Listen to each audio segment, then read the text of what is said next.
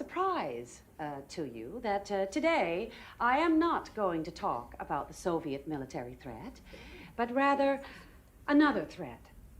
A threat to the traditional American family, a threat that is just as dangerous and even more insidious.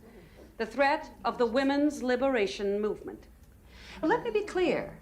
I am not against women succeeding. I am not against women working outside the home. That's their choice. But what I am against is a small, elitist group of Northeastern establishment liberals putting down homemakers. Now, the libbers love to say that they're dedicated to choice.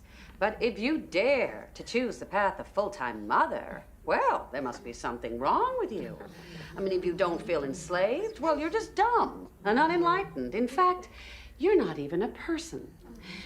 Because you see, the women's liberation movement is basically a very negative attitude toward life. It tells women, sister, the cards are stacked against you. When you wake up in the morning, you won't get a job. And if you do, it won't be a good one. And if you get a good one, you won't get promoted. And if you get married, your husband will treat you like a servant. And marriage is just a lot of dirty diapers and dirty dishes.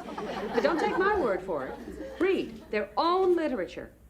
Betty Friedan, mother of the movement, wrote in The Feminine Mystique that marriage is, and I quote, a comfortable concentration camp. But it is not enough that they're demeaning us in the press. Oh, no. Now they want to use our miraculous Constitution to create a sex-neutral society through this so-called Equal Rights Amendment, which will mean that that baby girl will be drafted. And the men will be at home nursing the babies. I mean, can you imagine if Buck was left in charge of your children? Oh, God help us. Yes, that's right. It's ridiculous, and it's downright un-American. Because women are the primary caregivers in the home because we bear the children. And if the liberationists have a problem with that, they're going to have to take it up with God. Because what is going to happen if you push women out into the workforce is that women are going to find themselves with 2 full-time jobs.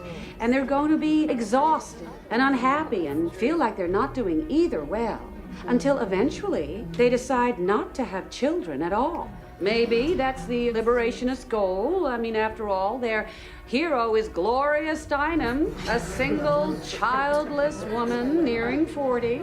But she is the sort of miserable, pathetic woman they aspire to be.